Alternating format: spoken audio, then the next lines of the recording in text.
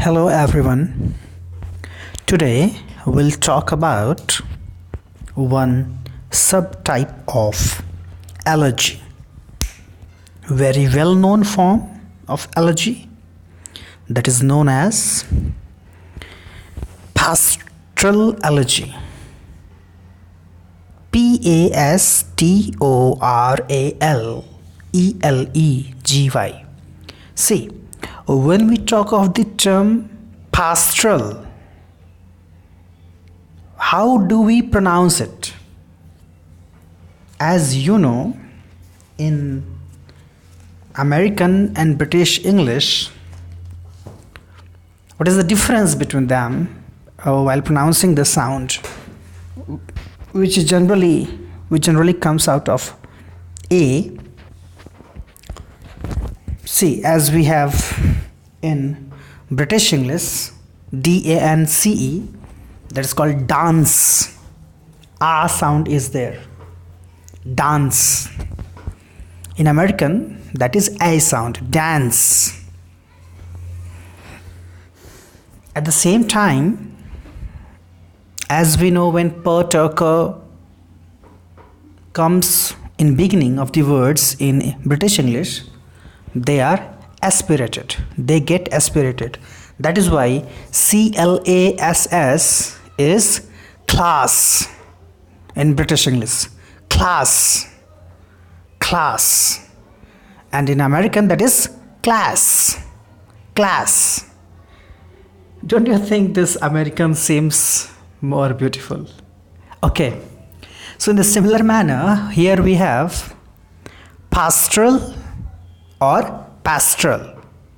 When we will pronounce it in American way, A will become A sound and per will not be aspirated. So simply pastoral elegy in American English, and in British, pastoral elegy.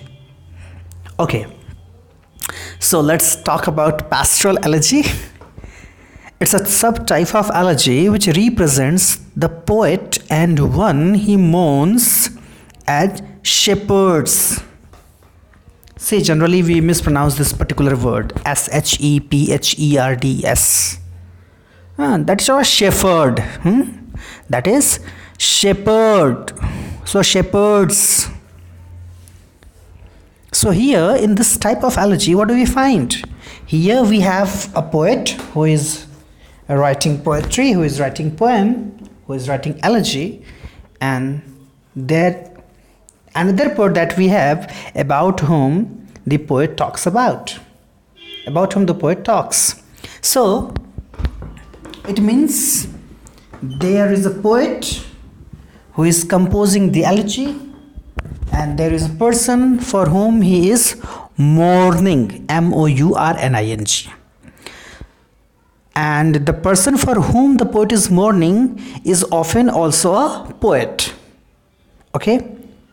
And both are represented as shepherds here. Shepherd, you know, the person who has sheep and goat with him. चरवाहा बोलते हैं जिसको हिंदी में, या गडेरिया. Okay. So why do we have this form? In Latin, there is a word pastor, PASTOR, and the meaning of the word pastor is shepherd. And that's why pastoral elegy is an elegy which represents the poet and one he mourns as shepherds. Okay? The person for whom the poet laments is also usually a poet, means another poet. Okay? Some points that we'll have to remember about pastoral elegy. It was originated by the Sicilian Greek poet. So we have a Greek poet whose name was Theocritus, Theocritus.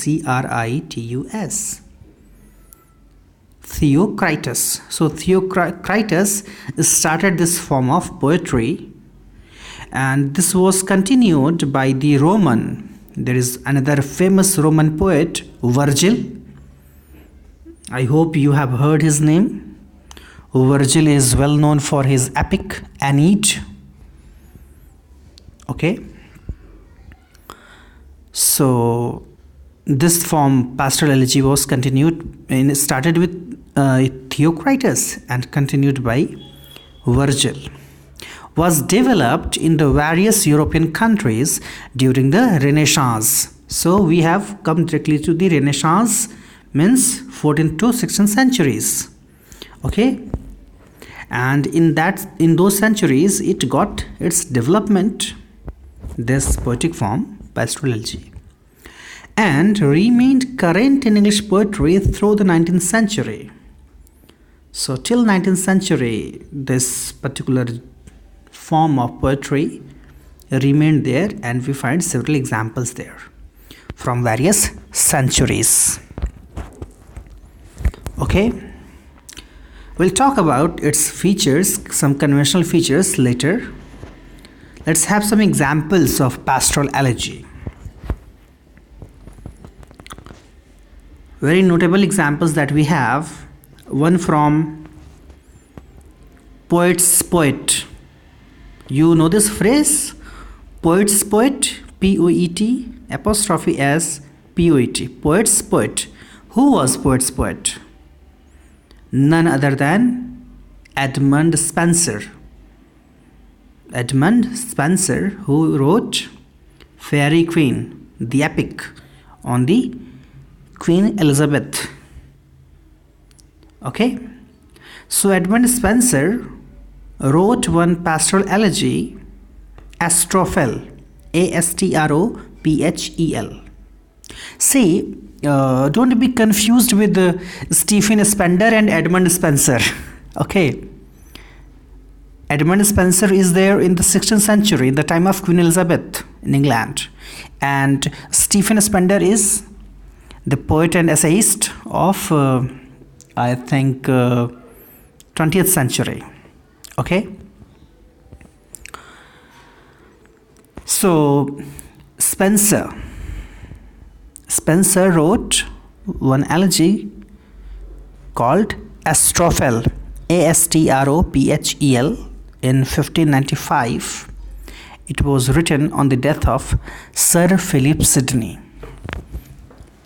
I hope you are aware about Sir Philip Sidney, the person who fought in the battle, and in the end of his life, when he was lying down in the battlefield and he was thirsty, he wanted some water, but when water reached him, he gave that first to other person who was dying of thirst. This was the character of Philip Sidney. One more thing that you should remember always, while talking of Renaissance, there is one more phrase that's called Renisha Man. Are you aware of that term? Renisha Man? Actually, Renisha Man used to be a polymath. You understand polymath? A person of multifaceted development, a person of multi-dimensional personality. Okay, a multi-talented person, I mean. Renisha Man, they used to be, multi-talented. And two great examples that we find of Renisha Man in M.S. Abraham's book. One is of Sir Philip Sidney, who was a warrior of pen as well as of sword, S-W-O-R-D. Okay. The other Renisha Man who was very famous is from Italy, Leonardo da Vinci. You must know why are they called Renisha Man. They both were polymath. Polymath.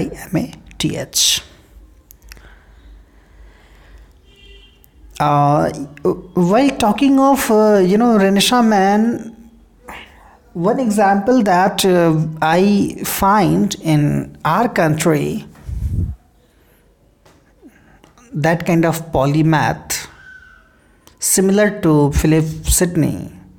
Here we have one of the 9 gems of Akbar's court, and he was known as Rahim Khana, the person who is widely known as Rahim, and whose dohas are very famous. Rahim or Abdur Rahim Khan Khana was also a warrior of both pen and sword. Okay. And in that manner, when we can think of a polymath here in India, the famous statesman, or I should say the last statesman of our country, Dr. APJ Abdul Kalam. He was an educator, scientist, engineer, teacher, writer, motivational speaker, philosopher, thinker, and had some interest in music as well.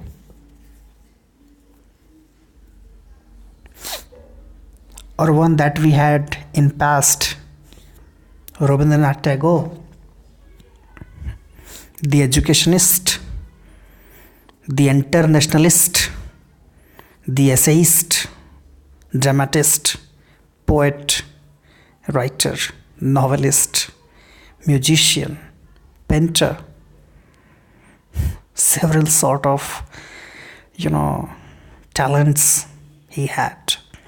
Okay, so let's not move away from the topic. I was talking of the example of Pastoral Elegy by Edmund Spencer, that is Astrophel, on the death of Sir Philip Sidney, 1595. Another example that we also talked about in Elegy only, that is Milton's Lycidas, written in 1638. John Milton's Lycidas, written on the death of his friend Edward King. Then there we have, and see, here what we see that the person for whom this work is written is also a poet. Sidney was a poet, Edward King was the poet, and this Shelley's Adonais, which was written in 1821 on the death of John Keats, and who does not know that Keats was a poet? So, and another one, that is Tircis by Arnold, written on the death of his friend A.C. Clough. So now we know what Pastoral Elegy is all about, and we know some of the examples. Let's talk about some conventional features of Pastoral Elegy. You understand the term convention? A very beautiful term. One must know it. While talking of the language, linguistics, we must know what convention is all about. See, for example, somehow the people ask the questions like this. Why is a particular thing called that? Means something that we wear on the top of our body is called shirt. and that we wear on our legs is pant. So why do we call shirt a shirt and why do we call pant a pant? The answer is very simple, because it is called in convention. Means the society just thought to call them so. If a particular person is named, if a particular person gets a particular name, he or she is known by that name only. And this is only because of the convention, because the people of the society, they thought to call them by that name only. Okay, so that is called convention. When for a particular kind of thing the whole society becomes unanimous. Okay, so, and one more thing that I want to make you clear here. When we talk of the particular features of epic, some conventional features of epic, conventional features of tragedy. See, if we talk of the tragedy, if you take the example of Aristotle that he gives of tragedy, how did he find that definition? How did he conclude it in that manner? How could he extract some notions, some features of tragedy? Because he had some examples before him. Aristotle did not invent this particular form, tragedy. Okay, this existed before Aristotle, and the people wrote tragedies, and on the basis of those available tragedies, he extracted some of the principles, some of the formulas of tragedy, some features of tragedy. I hope now it's clear.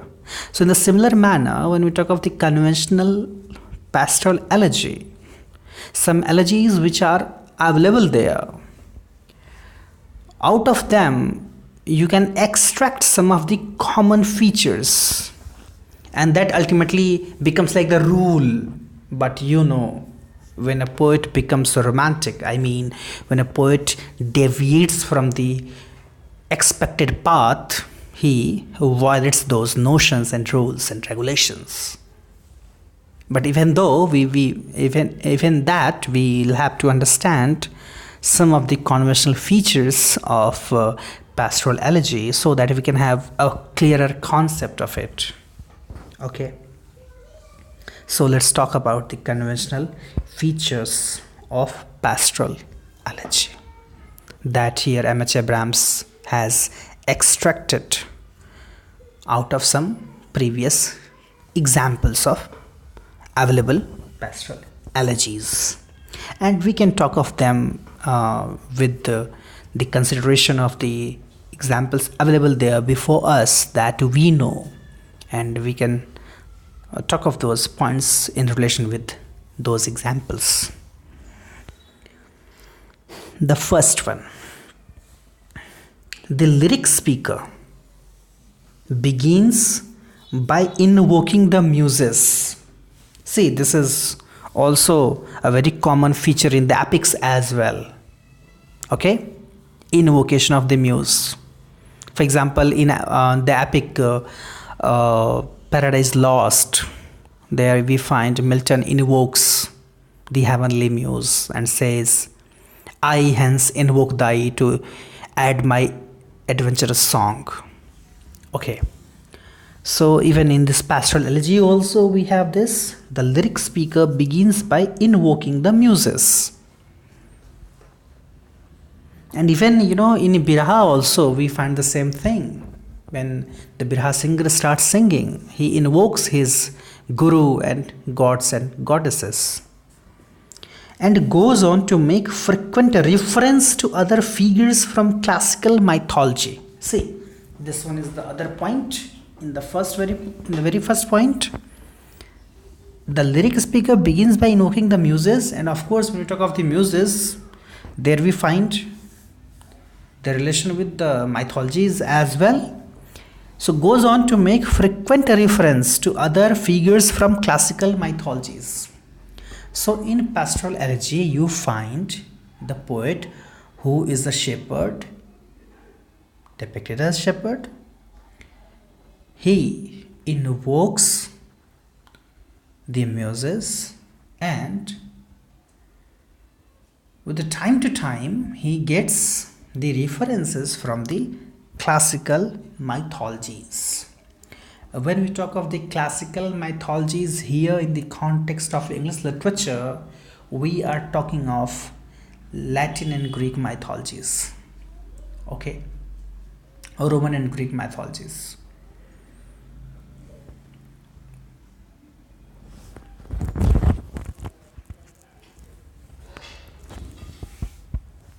The second point, which is very, very interesting for me, the depiction that is done by the poet. There we find all nature joins in mourning shepherd's death. So as you know, the person who is depicted as being dead is also represented as shepherd in the poem. So when that shepherd dies, we see that nature is also mourning. All the nature is also mourning. That we find very beautifully in Adonais. Here Shelley depicts that how different things present in nature, they are showing their lament, as if they are mourning for the poet. Third one, the mourner charges. The mourner charges with negligence the nymphs or other guardians of the dead shepherd. Very common thing, very common understanding that we have. See, generally in our real life, when a person loses one's dear and near ones, they start blaming God as well. They start asking questions, how can you do that to me? They start blaming God. So that frustration also comes out in this pastoral elegy. And we find the mourner charges with the negligence, means how the nymphs or the guardians that is appointed by the nature for the security of the particular person, how they got failed, how they could not control the calamity which was going to come in the form of the death of that particular person. The third one, there is a procession of appropriate mourners. See, this is how we can intensify the depiction. Okay? See, for example, if you are watching a movie and if someone has died, if the director wants to make that particular scene memorable to you, what do? They bring some small children or just a single child, and he laments on the corpse, on the dead body, and just asks to his father or mother, why are you laying down? Please awake. That only depiction makes you shivered. or the intensity goes on with the procession, the whole process of the funeral, the whole process of the mourning. So that is the appropriate mourners, and their procession is depicted there. See, for example, in Adonais, what do we see? That different poets are coming one by one. Byron and others, they are coming one by one, and they are, paying tribute to the dead poet, Keats. The fifth point. The poet raises questions about the justice of fate. That the one that I told you just in the previous points. The poet raises questions about the justice of fate or else of providence. That how this fate can be with this very person. See, even my students once told me that, sir, good people die soon. The students, the small students, they say it, that good people die soon.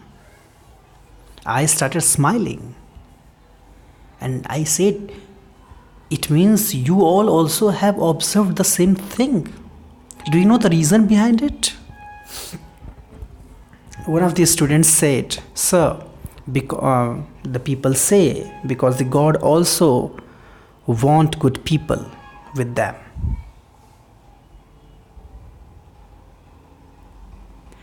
But of course, when we lose somebody, we start thinking, we start asking the question, why is my fate that much bad? Why the wrongs always happen with me?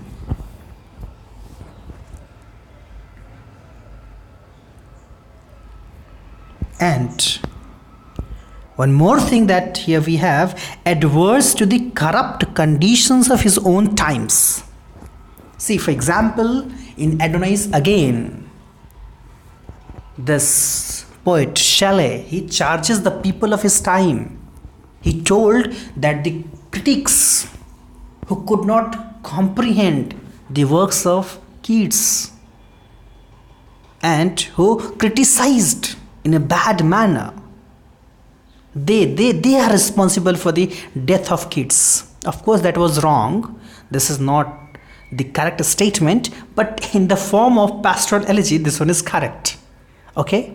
There we find the... See, we are the human beings. The thinking beings, Homo sapiens. We always want to seek some reason why person is dead. We want to find some reason. Who is responsible? Is God responsible? Have we seen God? How can we blame him? If not that, can't we get some persons from our society and make them responsible?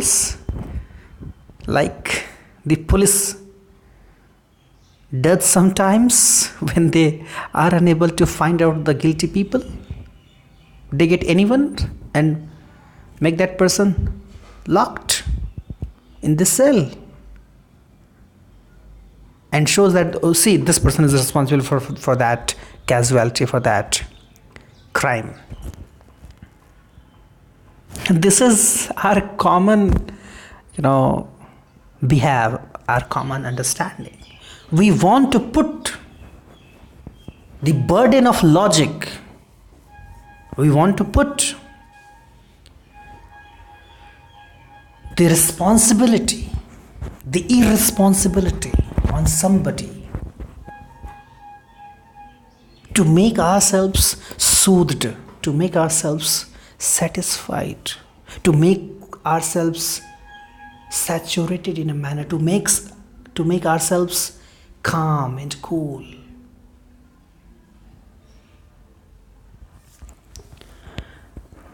The sixth one, that is also the very important one. There is a closing consolation. Closing consolation. Why consolation? Of course, when a person is weeping, when a person is lamenting, he or she needs consolation. And how does the poet consoles himself?